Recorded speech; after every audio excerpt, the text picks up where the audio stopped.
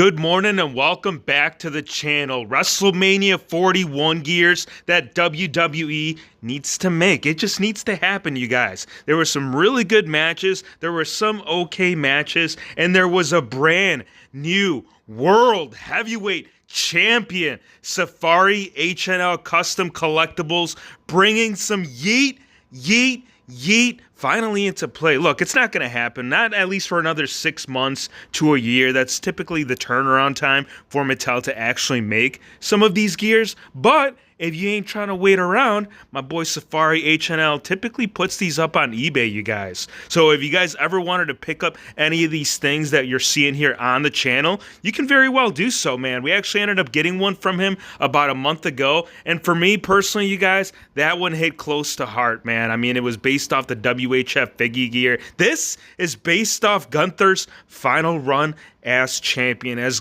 good of a run he had, he just couldn't measure up to what Yeet Figgy fam had to bring a new champ right here in its own right. I really hope that this is one of the gears that we're going to get here. I mean, we're going to get some, and they did reveal some at WrestleMania 41, but again, right here in its own right, this bright shiny blue. It's going to be a tough execution given to the color factors that Mattel likes to typically go with. I feel like they've never really truly captured like a high gloss finish, but hey, look, they can prove me wrong. I know that Jimmy Ultimate Edition 26, it definitely had an update within the paint app, so very intrigued. Also, Tribal Chief Roman Reigns finally bringing a slight different gear. I mean, we're usually used to a typically, just solid black gear, maybe a little red, maybe a little accent, maybe, but nothing quite to this extent, man. I was almost thinking it was like a fantasy gear, that it was actually being played out before my eyes, but as the match progressed, I'm like, wait,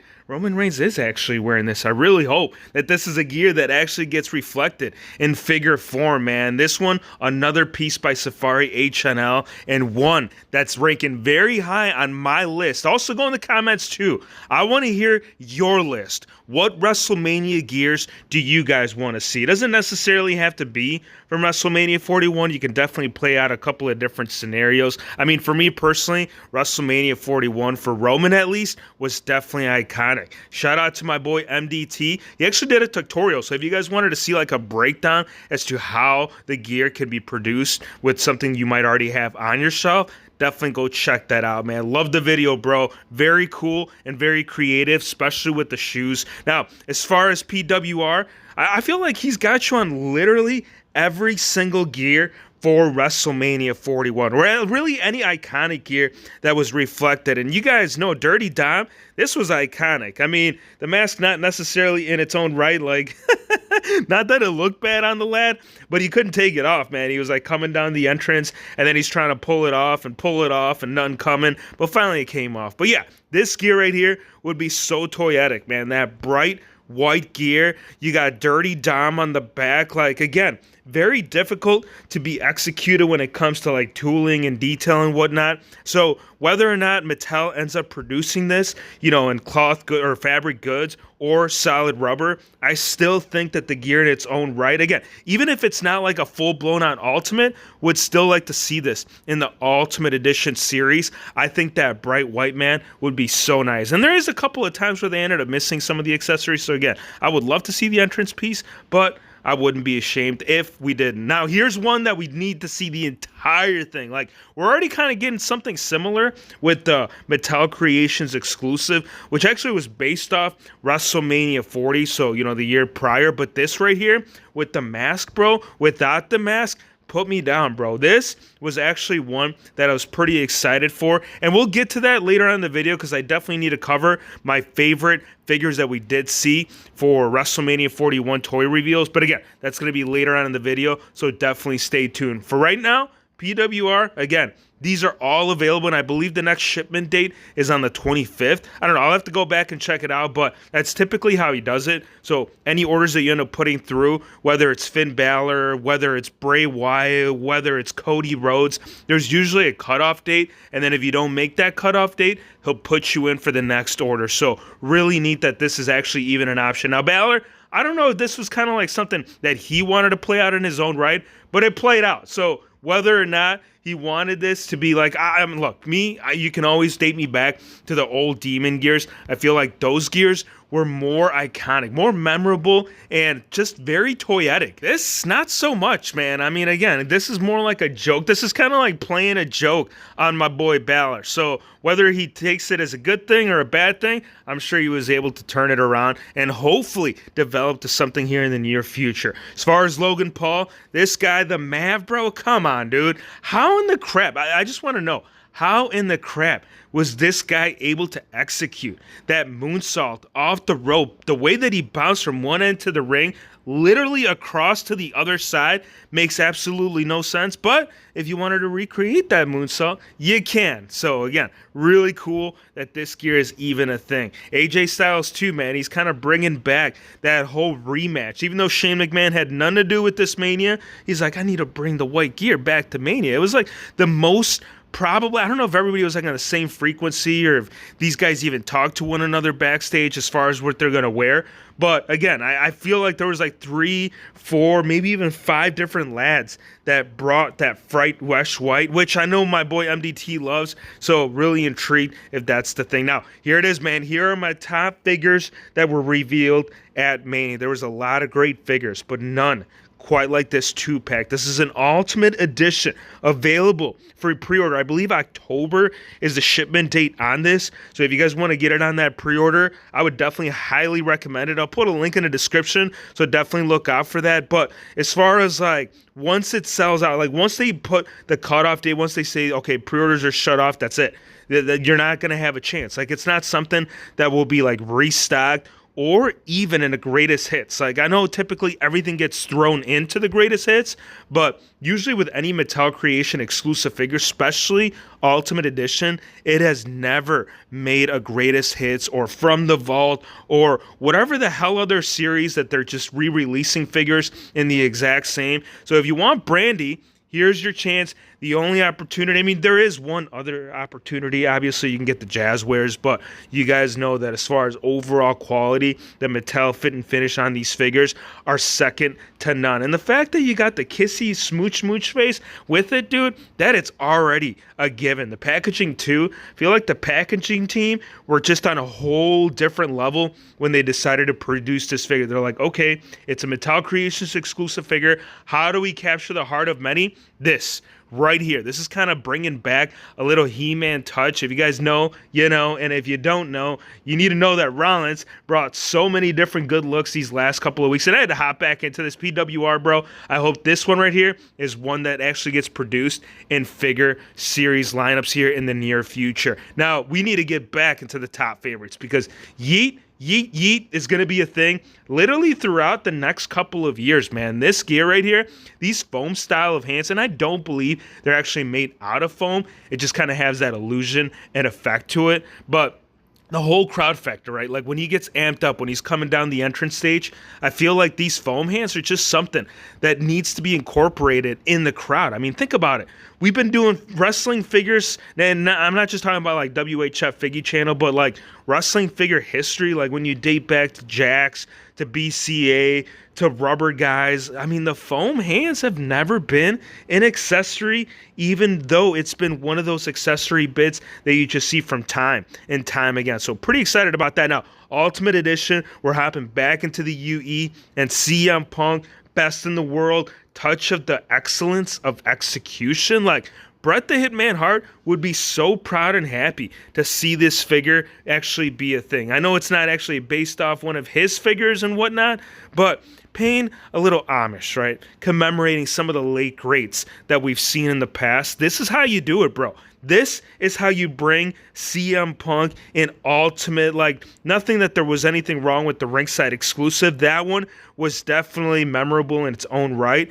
But Bret the Hitman Hart, bro, what else do you gotta say? One thing you won't see me saying, though, is, like, no more Doms. Like, I am all down for Dirty Dom, bro. Like, this Ultimate, good. All right. Now, this is actually a second release which I feel like most guys on the main roster actually even seen a first figure release. So fact that Dirty Dom is coming back into the Ultimate, that just kind of goes to show you the demand in the figures within his own right. So very toyetic, and 1-2. When you say toyetic, you can't have this finish the story without this ringside exclusive. That's right. It's like Hasbro, Mattel, John, all three of them came together and like, we need to have his dog. And the fact that that's even a thing, I do believe that the articulation too, it is based off, or it's looking quite similar to what we did get with those G.I. Joe classified figures. If you guys haven't gotten a chance to pick any of those up, would highly recommend it. I feel like that's going to be the closest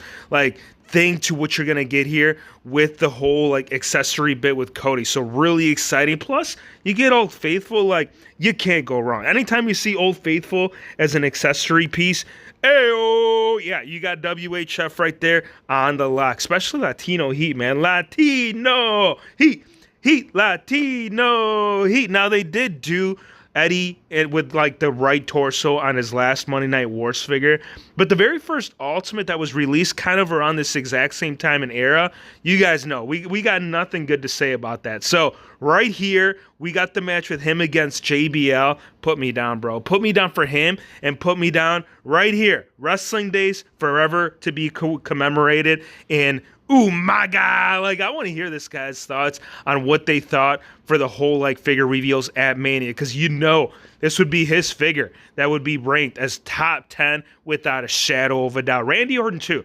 We've gotten, like, a late Orton, you know, based off with the whole tattoo theme on the arms, but nothing early, nothing in Ultimate. So this is kind of going back to that old Amazon exclusive. If you guys didn't pick that one up, yeah, it's been a while, probably going on like 5 years, right? Maybe 3. No, it's got to be definitely around 6 years for sure. But right here, definitely ranking the highest. I mean, there might be one other figure, but when you talk about 2-pack, when you talk about like tag teams of all time, you can't say Bubba if you don't say Devon, and you can't say Dudley Boys if you don't say Get the Damn Tables. I really hope that's one of the accessories. I mean, typically they go all out with the accessories, and I do see that the tag titles and all these interchanging hands are a thing, but bro, give us a damn table. Give us a couple. Give us this set right now. Another top. And I got to say honorable mentions as well, you guys, because there was a lot, especially this Paul Heyman. And you'll never hear me be this excited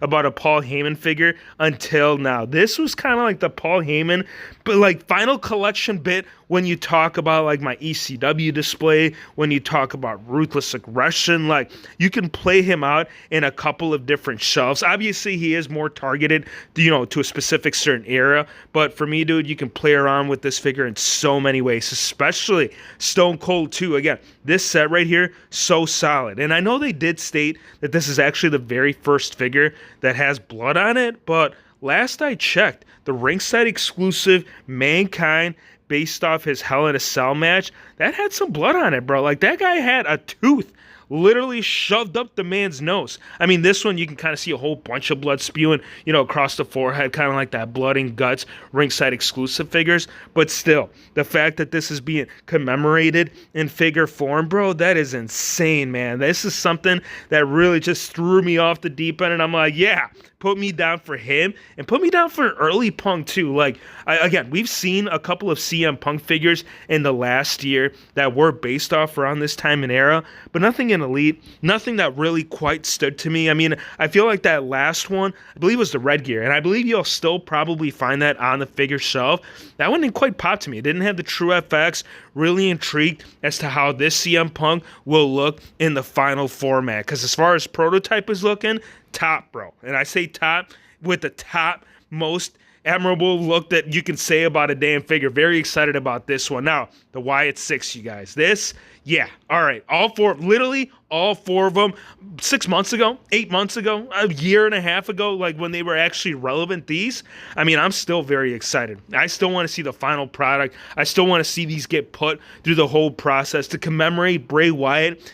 Bringing these guys back into the figure series, these would look so damn cool, regardless of the fact of whether or not they come to SmackDown and actually do something, I still would love to see all these being presented in final form. Again, it's just my personal preference, and definitely, without a doubt, an honorable mention for all of them, dude. Especially Huskus, man. Really like the masks. I don't know if they'll be like actually removable or if you'll actually be able to swap them out fully. Now, little bonus figure news as well. There was the first Mercedes, first time 1 in 3,000 limited edition. I mean, it's sold out at this point. If you're watching this by now, your only chance is going to be the second market, eBay. So I'm going to tell you, good luck. Now, here's also one of the final renditions of the Regrium line of Gangrel. So, again, the days are getting closer, right? Maybe once we see it with the shirt, we'll kind of be able to make like a full thought. So far, it's looking pretty good. And I do believe that they should scale pretty good as well with Mattel or maybe even Jakks. Again, but give me your thoughts. Let me know what you guys thought of all the brand new figure reveals. We got one more custom and one more honorable mention before I let you go, because you can't have the Fatal 4-Way if you don't have this man right here, part of the set. Look at this, you guys. This was done by 3XR Studios and 1-2, man, that I was like, holy crap. Like, I know it's only been like a week or so, you know, since Mania happened, but there's been so many customizers that just went at it. They went on the nitty gritty, they got on the grind, and they said, we need these gears to be produced right here. I can't wait to see what Cole Test puts out, man, because some of those women's gears, and I can understand why he hasn't put anything up yet. I mean, I know he was there at Mania, and the fact that we didn't come across one another, brother, I hope one day, man. Without a doubt, I appreciate you guys. Give me your thoughts. Let me know what you guys think of all the gears that we saw, you know, at Mania. Is that something that you guys would want to see? And also, give me some of your favorite figures, too, that you guys saw at WrestleMania. Pretty exciting time to be a figure collector, man. I appreciate you guys for stopping by. Drop a like, hit the subscribe button, and we'll see you, my friends, on the next one.